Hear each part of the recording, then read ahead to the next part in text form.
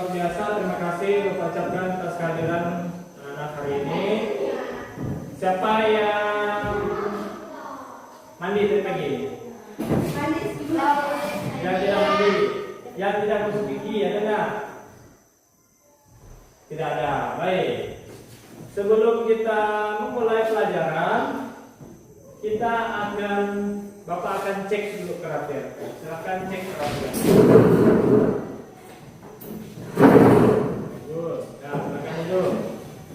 Itu artinya kita sudah siap belajar.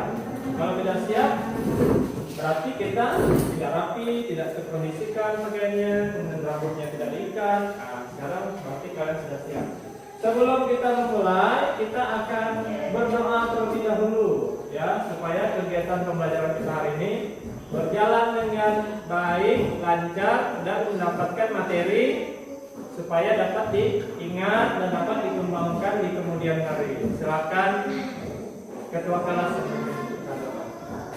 Sebelum berdoa, kita menyanyikan lagu Tepuk Jari. Silakan berdiri. Ayo, silakan ke Bapak. Tepuk jari 1, 2, 3. Tepuk jari 1, tepuk jari 2, tepuk jari 3, tepuk jari 4, tepuk jari 5. Berbunyi semua 1, 2, 3. Mari kita berdoa. Karena sebelum kita belajar, kita berdoa.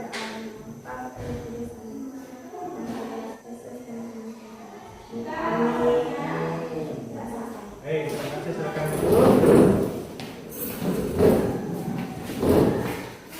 Baik, Bapak akan mengajak kalian SDQ sebentar supaya semangat. Kita akan tetap 7 kebiasaan anak Indonesia hebat. Masih ingat? Gimana tuh?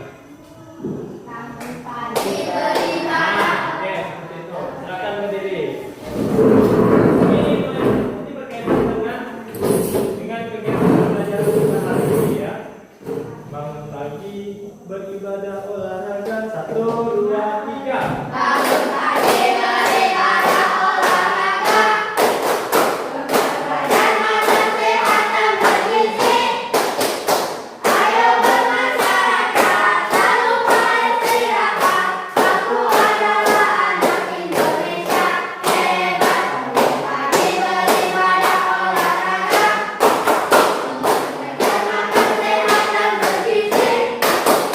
Ayo bermasyarakat, tak lupa istirahat. Aku adalah anak Indonesia hebat. Tepuk tangan untuk ini masuk semua, ya.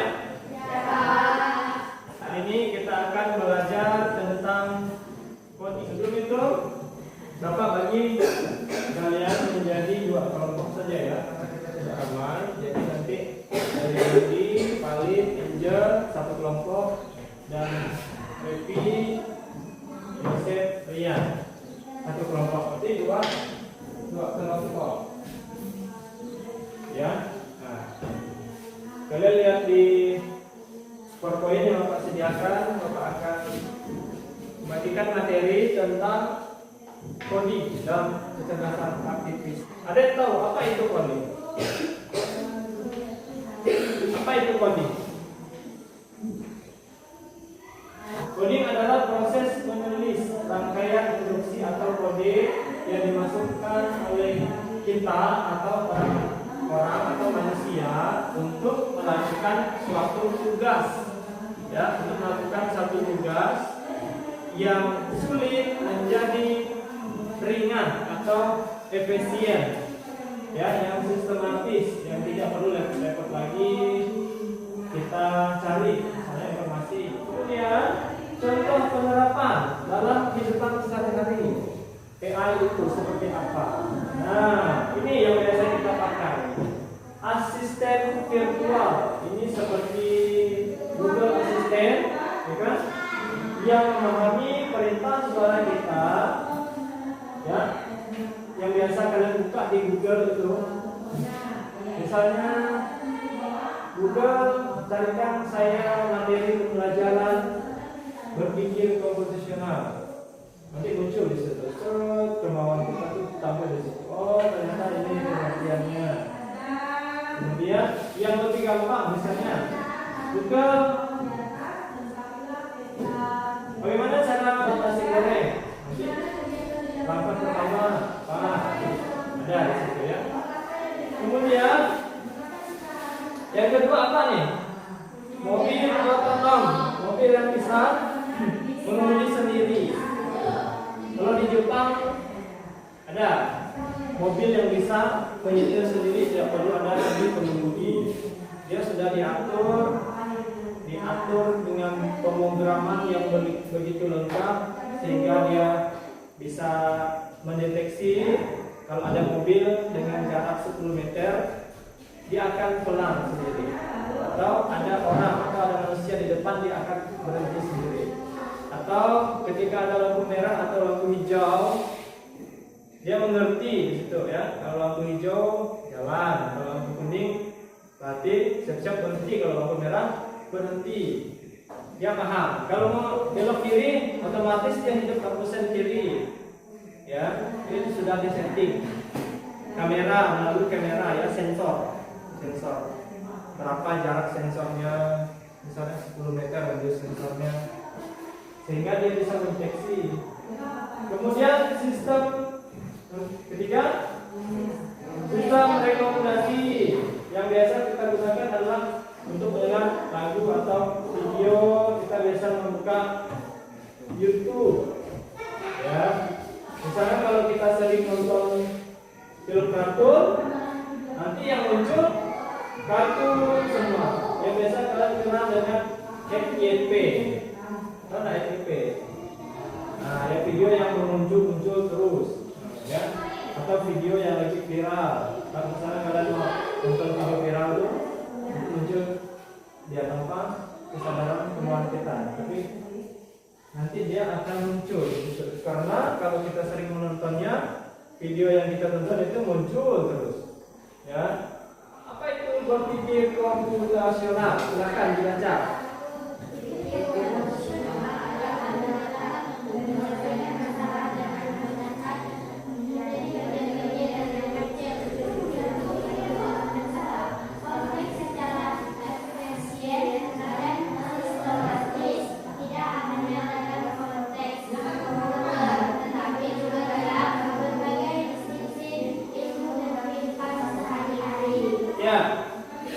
Berpikir komputasional artinya adalah pendekatan untuk menyelesaikan masalah ya, dengan menjadikan masalah itu menjadi bagian-bagian yang lebih kecil untuk membantu memecahkan masalah kompleks secara efisien dan sistem masalah-masalah yang besar. Kemudian kita ada cara yang lebih gampang. Kita berpikir secara komputasional, berpikir menjadikan masalah itu menjadi kecil, ya. Jangan gara-gara masak nasi goreng lalu kita besar-besarkan masalahnya. Bukan seperti itu. Itu artinya ini tadi berpikir komputasional, berpikir memecahkan masalah yang besar menjadi masalah-masalah yang kecil dan sistematis, lebih efisien. Ya, masalah yang kompleks menjadi masalah yang efisien atau kecil, ya. Memasak nasi goreng ini adalah memecah proses menjadi langkah-langkah kecil. Pertama, menyiapkan bahan, ya. Menyiapkan bahan, apa saja bahan-bahannya? Bahan-bahan yang kita siapkan. Yang pertama pasti ada nasi, kan kita memasak nasi goreng. Kemudian kecap, bawang, minyak goreng, telur, lagi sawi-sawi kalau kita mau lengkap. Kemudian alat dan bahan, alatnya seperti kuali, kompor gas, sendok, piring. Kemudian sajikan. Itu kalau kita berpikir secara kompleks. kompleks ya. Itu kalau kita berpikir secara kompleks, harus siapkan ini. Harus siapkan ini bahan, kompor, kuali, dan lain sebagainya. Kalau kita berpikir secara komputasional, ini kan banyak nih nanti sebelumnya kita berpikir komputasional, banyak alat-alat tambahan yang kita sediakan. Ya, tadi ya. Ada tadi bahan-bahannya, masak nasi goreng, dan alat-alatnya. Kalau kita berpikir komputasional, tadi kan memecahkan masalah yang besar menjadi masalah yang kecil. Ya, ini ada prosesnya. Memecah. Nah ini. Memecah proses menjadi langkah-langkah kecil seperti yang pertama menyiapkan bahan, yang kedua menyalakan kompor, dan yang ketiga memasak. Ada 3 tahapan saja ya. Itu namanya berpikir komputasional. Ya. Tentunya di dalam bahan-bahan tadi ada segala ini terserah kita kan mau dicampur sawi kah, wortel kah, ya, atau telur kah, bisa juga nasi dengan campur bawang dengan kenderis sudah cukup bisa. Tapi itu sudah masuk dalam bahan ya, bahan. Kemudian kita sudah siapkan bahan tuh. Kita sudah siapkan bahan, kemudian yang kedua menyalakan kompor. Nah, tadi kan bahannya ada segala nasi, telur, kemudian kuali, kompor, dan lain sebagainya. Kemudian langkah berikutnya adalah menyalakan kompor. Setelah menyiapkan bahan kan sudah siap bahan itu, tentunya kita nyalakan kompor. Kalau nggak nyala nanti tidak masak-masak pastinya, nggak jadi, ya, nggak jadi masak. Nah itu. Kemudian sudah nyalakan kompor, tentunya kita memasak supaya dia menjadi nasi goreng yang ini namanya dekomposisi. Ya. Ada juga nih yang sering kalian lakukan setiap hari, berangkat ke sekolah. Sebelum berangkat ke sekolah, apa yang kita lakukan? Mandi, sarapan, sekolah, bersiap-siap. Nah, itu kalau kita berpikir secara kompleks, kalau berpikir secara kompleks itu kita bangun pagi, kemudian habis bangun pagi cuci muka, habis cuci muka gosok gigi, kemudian mandi, itu mandi, pakai baju, kemudian sarapan, habis itu siap-siap mau berangkat ke sekolah. Kemudian saat berangkat ke sekolah ketemu jalan becek misalnya, kemudian sampai tiba di terus kalau kita berpikir secara bukan kompleks, artinya lengkap dari langkah-langkah yang secara runtun kita lakukan, kita jelaskan, kita pikirkan. Nah, tapi kalau kita berpikir komputasional itu tadi kan adalah memecahkan masalah yang besar menjadi masalah-masalah yang lebih efisien, sistematis. Berpikir komputasional secara dalam konteks dekomposisi. Apa itu dekomposisi? Silakan coba baca. Adalah salah satu pilar utama dalam berpikir komputasional yang berfungsi untuk menguraikan sebuah masalah besar menjadi sub-masalah yang lebih kecil dan lebih sederhana. Lanjut, tujuannya adalah Membuat masalah yang rumit menjadi lebih mudah dipahami, yang terdefinisi dan diselesaikan. ya, seperti itu. Dekomposisi adalah salah satu pilar utama dari berpikir komputasional. Sebenarnya ada 4 berpikir dekomposisional, tapi Bapak ambil yang dekomposisi.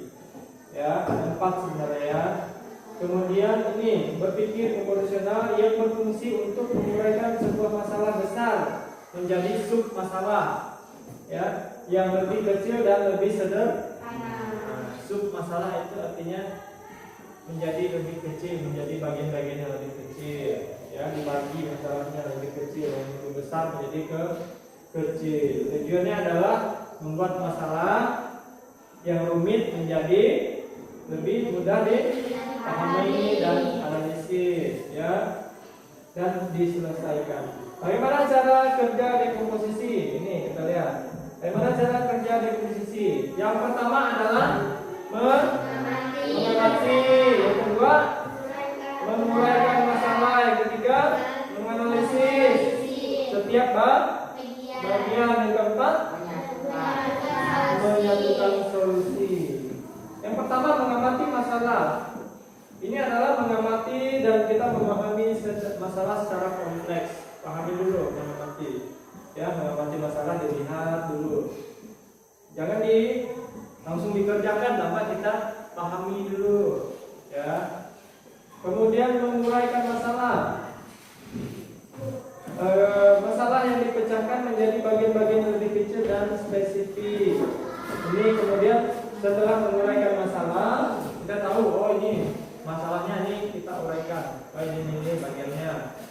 Kemudian setelah menguraikan, kita analisis masalahnya yang telah dipecah akan dianalisis dan diatasi secara terpisah, dibagi-bagikan. Jangan ada masalah yang besar kita jadi satu, ya, sehingga bingung mana yang mau dikerjakan.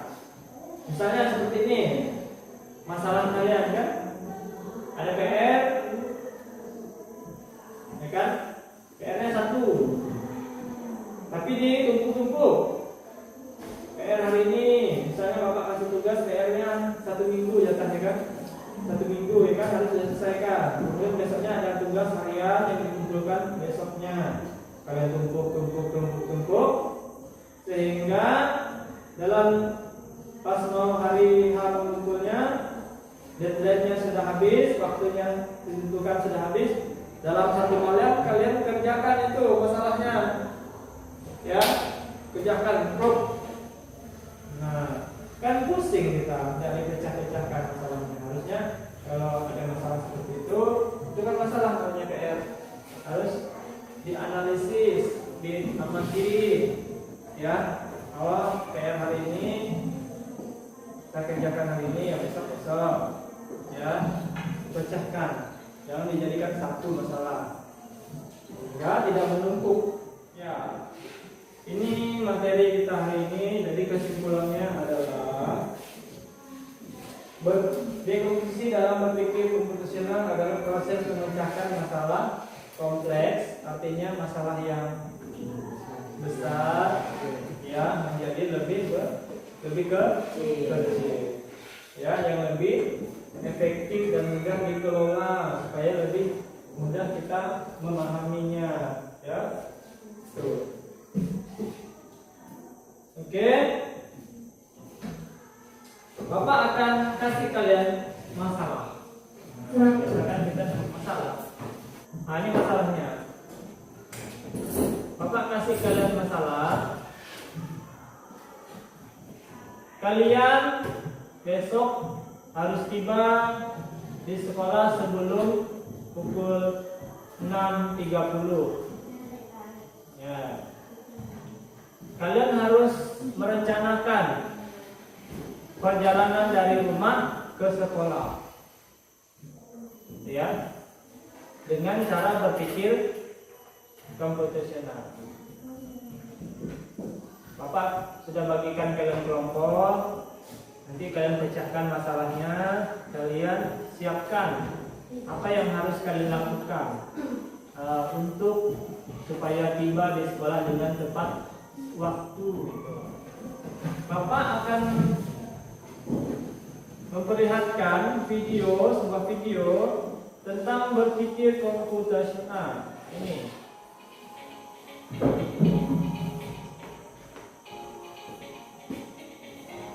Dengaran kan? Nah, ini yang Bapak sebutkan ada 4 berpikir komputasional. Ini.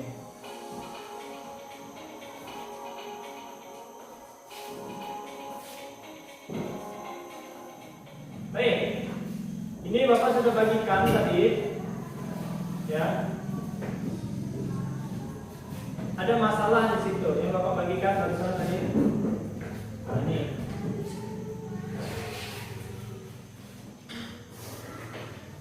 Silakan kalian bentuk kelompok. Ini disatukan ya, disatukan coba. Angkat.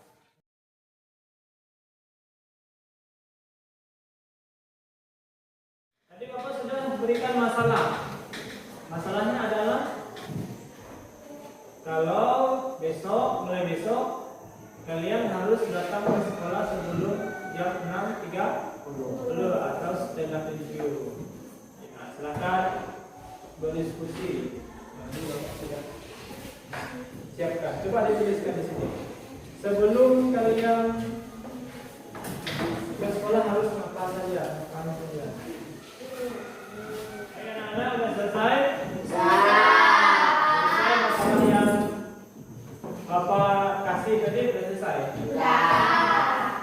Sekarang Bapak minta kalian presentasikan masalah yang Bapak bagikan dengan kalian mencari solusinya.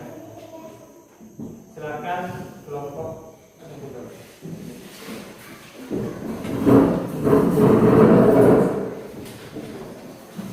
Memecahkan masalah.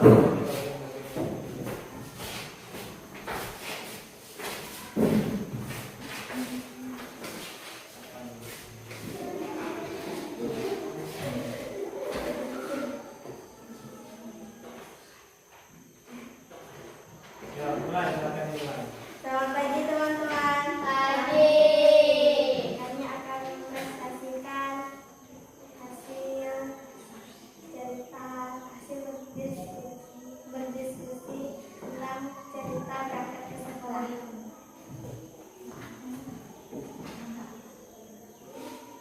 Cerita berangkat ke sekolah. Bangun, mandi, sarapan, berangkat ke sekolah dan tiba di sekolah. Ya. Ya. Ya, tepuk tangan untuk mereka.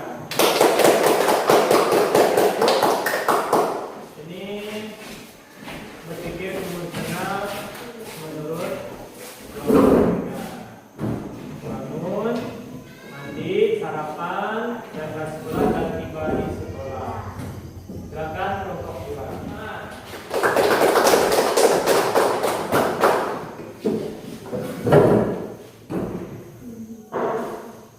Ya, tentunya kalau kita mau berangkat sekolah harus adanya persiapan. Kita berpikir secara proporsional. Kita bangun dulu, habis mandi. Kalau kita mandi itu tentunya pasti kita gosok gigi, cuci muka, sabun. Itu ada di dalamnya tuh. Kalau kita mandi kan tentu ada gosok gigi, ada sabun, ya kan? Kemudian sarapan.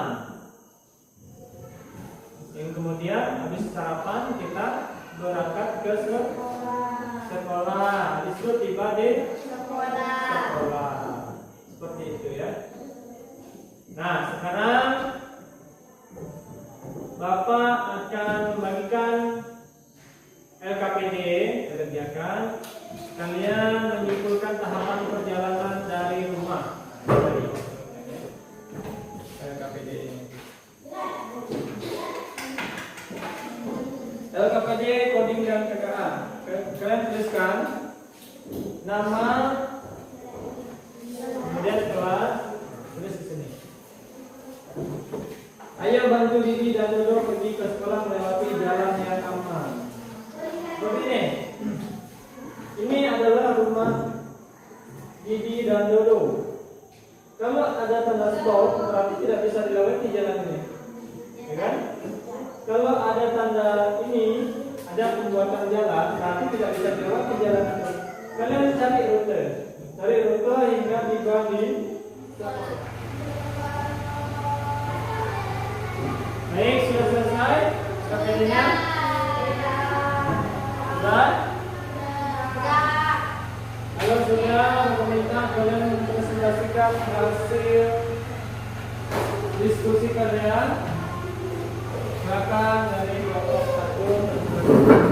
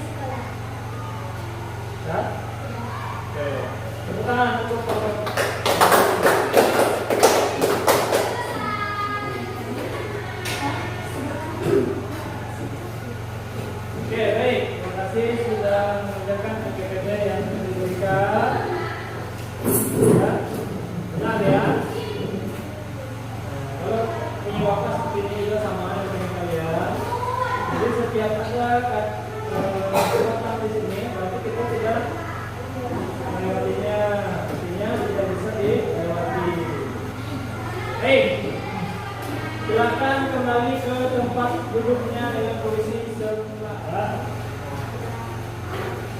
Baik, kita akan ice breaking sebentar. Kita akan ice breaking. Kita akan permainan terlebih dahulu. Ice breakingnya tentang kepala, pundak, kaki, perangkap. Masih ingat? Nah, itu berdua ya.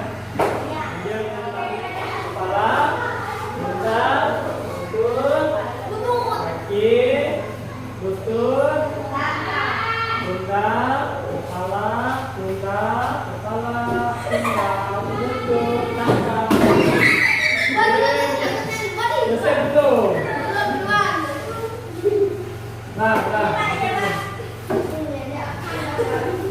Kepala, pundak, lutut, kaki, kepala, pundak, lutut, kepala, pundak, lutut, kaki.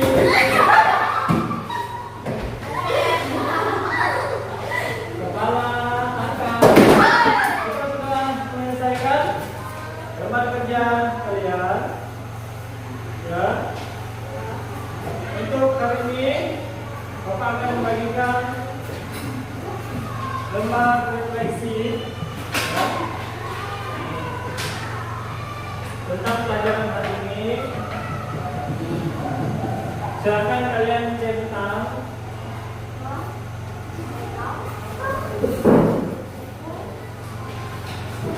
Checklist ya, checklist. Di checklist.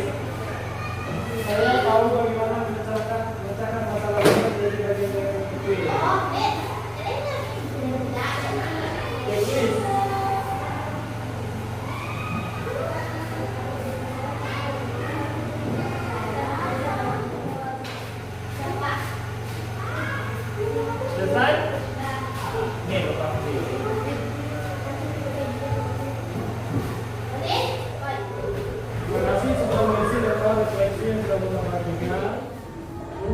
kelas semuanya. Apa berikan ini? Latihan soal cerita. Ada 3 kasus. 3 kasus, kalian pilih salah satu kasus. Ya, salah satu kasus. Kalian boleh mau memilih menjawabnya dengan langsung dengan cara tulisan atau menceritakan jawaban kalian di depan kelas atau dengan membuat poster sederhana. Ya, ada 3 kasus. Yang pertama ini, apa yang terjadi jika kamu tidak memecah masalah besar menjadi masalah yang lebih kecil? Nah, ini jawab jawabannya. Kemudian yang kedua, perhatikan 2 cara berikut dalam menjelaskan bukti dari rumah ke sekolah. Ada cara B, cara A, dan cara B. Kemudian yang ketiga, buatlah daftar langkah-langkah yang menunjukkan proses perjalanan dari rumah ke sekolah dengan menerapkan prinsip dekomposisi. Seperti ini ya. Ya, ini. Seperti ini tadi. Apa ada ditulis Pak? Ya, pilih salah satu ya. Pilih salah satu Yang mana yang baik Pak? yang menurut kalian bisa kalian kerjakan. Antara nomor 1, nomor 2, atau nomor 1. Materi hari ini kita akan lanjutkan di pertemuan minggu depan. Ya. Kesimpulan dari materi hari ini adalah berpikir secara dekomputasional dengan konteks dekomposisi. Ya, menyelesaikan masalah yang besar menjadi masalah yang berbeda, kompleks, efisien, dan efektif. Masalah yang kompleks menjadi masalah yang efisien dan mudah kita selesaikan. Ya. Sebelum kita mengakhiri pelajaran hari ini, kita akan berdoa. Silakan ketua kelas ingin kita doa.